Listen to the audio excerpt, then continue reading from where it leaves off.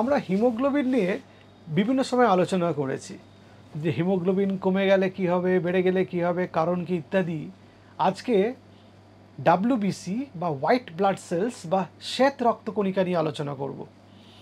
তো আমার এই ভিডিওটিতে আমি বলার সুবিধার জন্য এই শ্বেত রক্তকণিকা বা হোয়াইট ব্লাড সেলস এটাকে ডাব্লিউবিসি আমি বলবো, তাহলে আপনাদের সঙ্গে আমার কমিউনিকেট করতে সুবিধা হবে। নমস্কার, আমার নাম ডক্টর এস এ মল্লিক, আমি একজন ফিজিশিয়ান। আজকে ডাব্লিউবিসি কাউন্ট বেড়ে যায় কখন এবং তার কি চিকিৎসা, সেই ব্যাপারে আলোচনা করব। কারণ আমরা অনেক সময় ব্লাড রিপোর্ট করতে গিয়ে দেখি যে ডাব্লিউবিসি কাউন্টটা বেড়ে গেছে। সেটা অনেকগুলো কারণে হতে পারে। 1 নম্বর, ইনফেকশন। সাধারণত ব্যাকটেরিয়াল ইনফেকশন বা ছত্রাক ঘটিত ইনফেকশনে ডাব্লিউবিসি কাউন্ট বাড়ে এবং কিছু কিছু ক্ষেত্রে ভাইরাল ইনফেকশানেও ডাব্লিউবিসি কাউন্ট বাড়ে। আমরা সাধারণত জানি যে ভাইরাল ইনফেকশানে ডাব্লিউবিসি কাউন্ট কমে যায়, কিন্তু কিছু কিছু ক্ষেত্রে ভাইরাল ইনফেকশানেও ডাব্লিউবিসি কাউন্ট বাড়ে।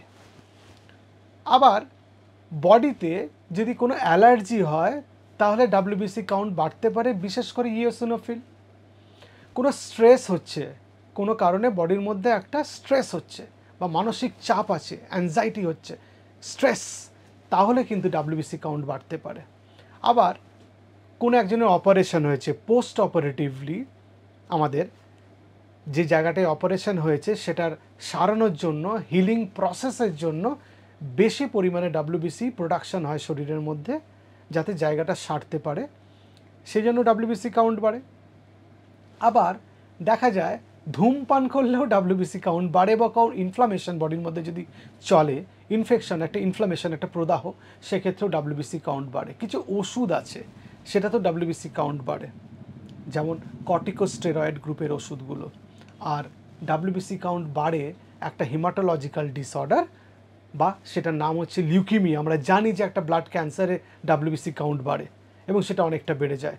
আর এক ধরনের নন ক্যান্সারাস লিউকিময়েড রিয়াকশান হয়, এক ধরনের রিয়াকশান যেটাতে বডিতে এক্সেস প্রোডাকশান অফ ডাব্লিউবিসি হয়। তাহলে আপনি বুঝতে পেরেছেন যে শুধুমাত্র ইনফেকশান হলেই তাতে ডাব্লিউবিসি কাউন্ট বেড়ে যাবে না, বা জ্বর হলেই ডাব্লিউবিসি কাউন্ট বেড়ে যাবে না। ডাব্লিউবিসি কাউন্ট বেড়ে যাবার অনেকগুলো কারণ আছে। তাহলে ডাব্লিউবিসির নর্মাল রেঞ্জ কত? একটা লম্বা রেঞ্জ আছে, 4000 থেকে 11000 পার মাইক্রোলিটার অফ ব্লাড। এবার যেমন 4000ও নর্মাল, 6000, 7000, 8000, 9000, 10000, 11000 অবধি নর্মাল। কিন্তু একজনের মনে করুন ডাব্লিউবিসি কাউন্ট সাধারণভাবে 6000 থাকে, তার যদি এটা বেড়ে অলমোস্ট ডাবল, মানে 10,000, 11,000 রেঞ্জে চলে এলো, তাহলে সেটা কি নর্মাল? না, সেটা নর্মাল নয়। সেক্ষেত্রে দেখতে হবে যে কিছু অসুবিধা নিশ্চয়ই শরীরের মধ্যে হয়েছে, সেই জন্যই ডাব্লিউবিসি কাউন্টটা বেড়ে গেছে। তাহলে সেটার কারণ খুঁজে বার করতে হবে। এবার খুব স্বাভাবিকভাবে আপনাদের মনে প্রশ্ন আসছে যে জ্বর হলেই কি ডাব্লিউবিসি কাউন্ট বেড়ে যাবে? না, জ্বর হলেই ডাব্লিউবিসি কাউন্ট বাড়বে তার কোনো মানে নেই। কিন্তু আপনার জ্বর হওয়ার কারণ যদি কোনো ব্যাকটেরিয়াল ইনফেকশন হয়, হ্যাঁ, ডেফিনেটলি ডাব্লিউবিসি কাউন্ট বাড়তে পারে।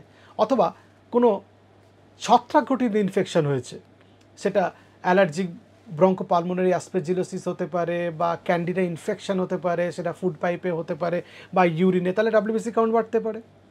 কিন্তু জ্বর হওয়ার কারণ যদি ভাইরাল ইনফেকশন হয়, সেখানে ডাব্লিউবিসি বাড়বে না। আবার মনে করুন জ্বর হওয়ার কারণ কারো ম্যালেরিয়া, তাতে কি ডাব্লিউবিসি কাউন্ট বাড়বে? ইউজুয়ালি বাড়বে না। কারো জ্বর হওয়ার কারণ ডেঙ্গু ভাইরাস, বাড়বে না।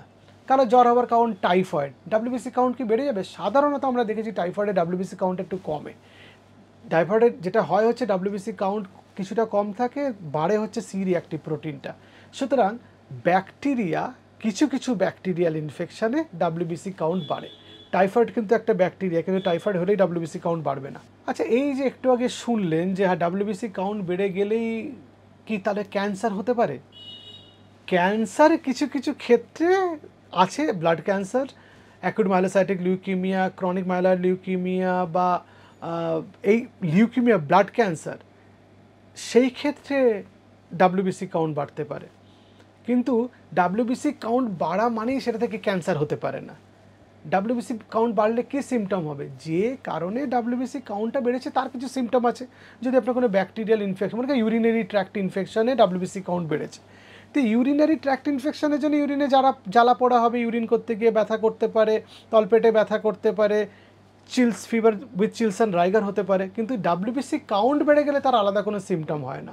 তবে দেখা গেছে ক্যান্সারজনিত কারণে যদি কারো ডাব্লিউবিসি প্রচুর বাড়ে, যেটা লিউকেমিয়া, ব্লাড ক্যান্সারে বলছিলাম, এই ক্ষেত্রে যে ডাব্লিউবিসি বা হোয়াইট ব্লাড সেলসগুলো তৈরি হয় সেগুলো তারা অতটা শক্তিশালী নয়। আমরা জানি ডাব্লিউবিসি আমাদের শরীরে ইনফেকশন প্রতিরোধ করতে সাহায্য করে, কিন্তু সেই অধিক প্রোডাকশানের জন্য বেশি তৈরি করতে গিয়ে তার কোয়ালিটি খারাপ হচ্ছে।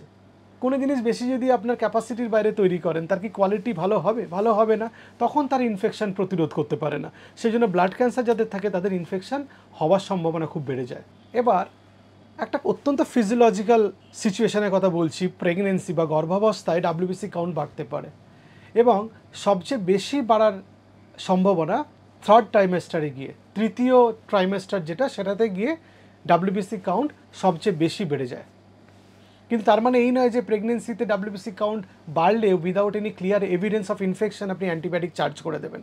এটা স্বাভাবিকভাবেই হতে পারে, বাড়তে পারে, এক্ষেত্রে অ্যান্টিবায়োটিকের প্রয়োজন নেই। তাহলে ডাব্লিউবিসি কাউন্ট বেশি আসলে কি পরীক্ষা করব? তাহলে ইনফেকশনের মার্কারগুলো দেখতে হবে, সিরি অ্যাক্টিভ প্রোটিন বা প্রোক্যালসিটোনিন, ব্লাড কালচার করে দেখতে হবে, ইউরিন কালচার করে দেখতে হবে কোথায় ইনফেকশন আছে কিনা, দরকার পড়লে চেস্ট এক্সরে করতে হতে পারে, কারণ নিউমোনিয়া ইত্যাদিতে ইনফেকশন হলে অনেক সময় ডাব্লিউবিসি কাউন্ট বেড়ে যায়। মনে করেন একজনের ডাব্লিউবিসি কাউন্ট বেড়ে আছে, সে ড্রাউজি হয়ে পড়ে আছে, তার ব্যাকটেরিয়াল মেনিনজাইটিস হয়েছে কিনা সেটা দেখতে হবে। তো তার মেনিনজাইটিস হয়েছে কিনা সেটা খুব ইম্পর্টেন্ট একটা জিনিস, তার মেনিনজাইটিস হতে পারে, সেটা দেখতে হবে। মানে ডাব্লিউবিসি কাউন্ট বাড়লে সেটা যদি আপনি ইনফেকশন সন্দেহ করেন, মানে জ্বর এই সবগুলো কিছু যদি পাওয়া যায়, তাহলে কোথায় ইনফেকশন হয়েছে সেটা খুঁজে বার করতে হবে, তার জন্য কিছু পরীক্ষা করতে হবে। সেটা যে সিস্টেমের ইনফেকশন আপনি সাসপেক্ট করছেন সেই পরীক্ষাগুলো করতে হবে। যদি আপনি ইউরিনারি ট্র্যাক্ট ইনফেকশন সাসপেক্ট করেন, তাহলে আপনাকে ইউরিনের রুটিন এক্সামিনেশন আর কালচার করতে হবে। যদি আপনি ব্লাডে ইনফেকশন সাসপেক্ট করেন, তাহলে ব্লাড কালচার করতে হবে, এরোবিক, এনএরোবিক। আপনার যদি লাংসে ইনফেকশন সাসপেক্ট করেন, তাহলে আপনাকে চেস্ট এক্সরে করতে হবে, স্পুটাম এক্সামিনেশন করতে হবে, এইভাবে আমি বলতে চাইছি। আর যদি আপনি ক্যান্সার সন্দেহ করেন যে হিমাটোলজিক্যাল ক্যান্সার হয়েছে, মানে ব্লাড ক্যান্সার হয়েছে, তাহলে বোন ম্যারো স্টাডি করে দেখতে হবে সেখানে কিছু গোলমাল হয়েছে কিনা, কারণ হিমাটোলজিক্যাল ম্যালিগনেন্সিগুলো বোন ম্যারো স্টাডি করলে সবচেয়ে ভালো বোঝা যায় যে কী ধরনের ক্যান্সার হয়েছে বা অন্য কোনো জেনেটিক মিউটেশন আছে কিনা ইত্যাদি। তাহলে ডাব্লিউবিসি কাউন্ট বেড়ে গেলে তার চিকিৎসা কি? ডাব্লিউবিসি কাউন্ট বেড়ে গেলে তার কোনো চিকিৎসা নেই, যে কারণে ডাব্লিউবিসি কাউন্ট বেড়েছে সেটা চিকিৎসা করতে হয়। ইনফেকশন, ব্যাকটেরিয়াল ইনফেকশনে যদি ডাব্লিউবিসি কাউন্ট বাড়ে তাহলে অ্যান্টিবায়োটিক দিতে হবে, তার ব্যাকটেরিয়াল ইনফেকশনের চিকিৎসা করতে হবে। যদি হিমাটোলজিক্যাল ম্যালিগনেন্সি বা ব্লাড ক্যান্সারের জন্য ডাব্লিউবিসি বাড়ে তাহলে ক্যান্সারের চিকিৎসা করতে হবে, মানে ব্লাড ক্যান্সারের চিকিৎসা করতে হবে। ডাব্লিউবিসি কাউন্ট মানে কমানোর জন্য আলাদা কোনো ওষুধ হয় না, যে কারণে বেড়েছে সেটা চিকিৎসা করলেই ডাব্লিউবিসি কাউন্ট কমতে আরম্ভ করে। এবার কারো মনে করুন জ্বর হয়ে ব্যাকটেরিয়াল ইনফেকশন হয়ে ডাব্লিউবিসি কাউন্ট বেড়েছে, তাহলে কতদিন পরে তিনি আবার ডাব্লিউবিসি কাউন্ট টেস্ট করবেন?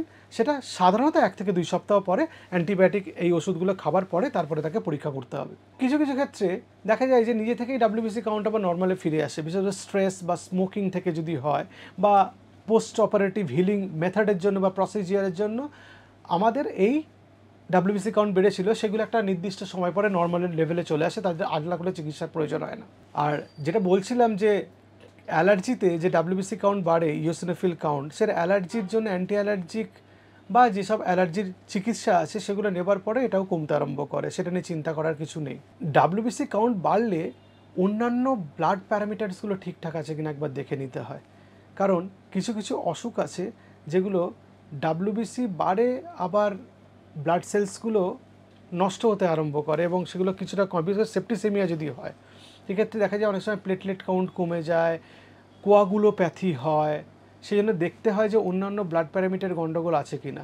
আবার অন্য কোনো যদি দেখা যায় যে শুধু ডাব্লিউবিসি না, অন্যান্য ব্লাড লাইনও তাদেরও গণ্ডগোল হয়েছে, সেটা আরবিসি এবং প্লেটলেটের, তাহলে সেই ক্ষেত্রে বোন ম্যারোর কোনো অসুখ হয়েছে কিনা সেটাও দেখতে হয়। আবার কিছু কিছু অসুখে দেখা যায় যে ডাব্লিউবিসি, প্লেটলেট, আরবিসি সবই কম আছে, সেক্ষেত্রে বোন ম্যারোর কোনো অসুখ, মাইলোডিসপ্লাস্টিক সিনড্রোম বা মাইলোফাইব্রোসিস এগুলো হয়েছে কিনা সেটা খেয়াল করে দেখতে হয়, তার জন্য বোন ম্যারো স্টাডি করার প্রয়োজন আছে। তো মোটামুটি ডাব্লিউবিসি কাউন্ট কেন বাড়ে, কেন কমে, তার কি চিকিৎসা, এগুলো আপনারা জানলেন। সুতরাং আশা করছি এরপর থেকে ডাব্লিউবিসি কাউন্ট বেশি এলে হয়তো আপনারা দুশ্চিন্তা করবেন না। কিন্তু আমি আবার বলছি, ডাব্লিউবিসি কাউন্ট যদি কোনো কারণে বেশি আসে বা কম আসে, নিজেরা সেটার কোনো সিদ্ধান্ত না নিয়ে আপনার নিকটবর্তী চিকিৎসককে একবার ফিজিক্যালি পেশেন্টকে সঙ্গে নিয়ে রিপোর্ট নিয়ে দেখান। শুধু রিপোর্ট পাঠিয়ে দিয়ে ডাক্তারবাবুকে জিজ্ঞেস করবেন না রিপোর্টে কিছু গণ্ডগোল আছে কিনা, আপনাকে পরীক্ষা না করে ডাক্তারবাবু কিছু বলতে পারবে না। আপনারা ভালো থাকবেন, সুস্থ থাকবেন। আবার আসবো আমি অনেক ভিডিও নিয়ে। নমস্কার।